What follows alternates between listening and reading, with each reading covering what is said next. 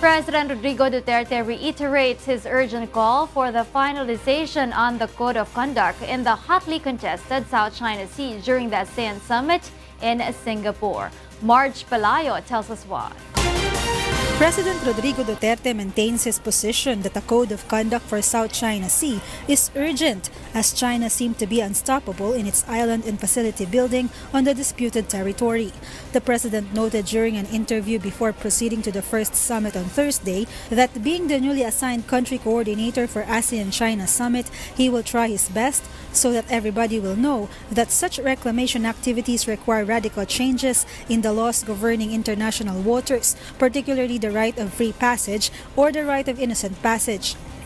The chief executive implied that China's three-year bargain of negotiating for a COC might bring the friction among nations into something uncontrollable. That's why a set of rules must be hammered as soon as possible. China is there. That's a reality. And America and everybody should realize that they are there. So if you just keep on creating friction, little friction, one day a bad miscalculation could turn things Murphy's Law. If anything can go wrong, it will go wrong. By friction, President Duterte means holding military activities that would only trigger a much larger problem. He said it is pointless to use arms because China is already in possession of the disputed territory. It's now in their hands. So why do you have to create frictions, strong military activity that will prompt a response from China? The president added that it is not his concern anymore if nations want to wage war against one another. However, he wants to make clear his interest in pushing for an urgent code of conduct. I do not mind everybody going to war, except that the Philippines is just beside those islands. Thank you. And if there's a shooting there, my country will be the first to suffer. That is my only national interest there, nothing else. Marge Pelayo, UNTV News and Rescue, Singapore. A maritime law expert questions China's move to agree to complete the negotiations for the Code of Conduct in the South China Sea within a 3-year time frame. Mai Bermudez tells us why.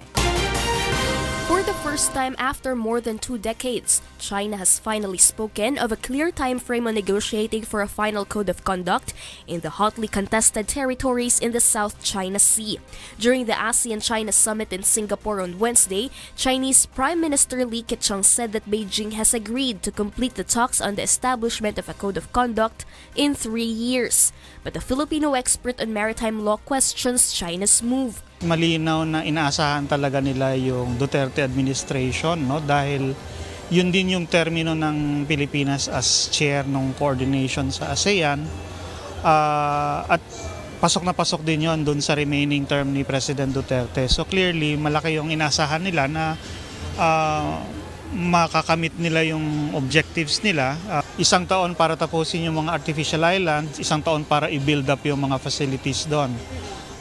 Nangyari lahat ng major developments in the past 2 years nung term ni President Duterte, no? So kayang-kaya na nilang tapusin yon. This is not the first time that the Association of Southeast Asian Nations tackled the creation of a code in the region. Last year, ASEAN and China also pushed for the creation and finalization of the COC text. A code of conduct is a clear and definite guideline of states like Philippines, Vietnam, China, and other claimant countries in the conduct of navigation within the disputed waters.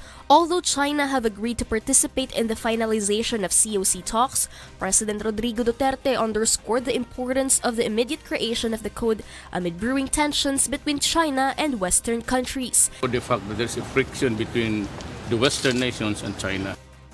And I am worried, I expressed it last night, because we have a defense treaty, mutual defense with the US, and there's some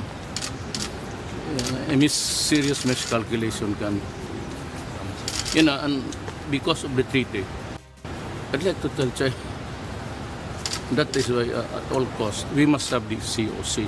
The United States, for its part, says the aggression has no place in the Indo-Pacific region, and rules-based order international law must prevail. Like you, we seek an Indo-Pacific in which all nations, large and small, can prosper and thrive, secure in sovereignty, confident in our values, and growing stronger together. We all agree that empire and aggression have no place in the Indo-Pacific. Some lawmakers, meanwhile, highlighted the importance of discussing the issue with neighboring countries, with Senator Francis Pangilinan saying that even small Filipino fishermen, Chinese and others, should have a say in forwarding a zone of peace and sustainability. But Supreme Court Justice Antonio Carpio, a known advocate and among those behind the country's triumph in the 2012 arbitral ruling of the United Nations Convention on the Law of the Seas, or UNCLOS, refrained from commenting on the issue. Kasi nga napaka-friendly ng Philippines ngayon, siguro iniisip nila hindi sigurado kung ganun ka-friendly yung next administration, no? Mai Bermudez, UNTV News and Rescue, Manila.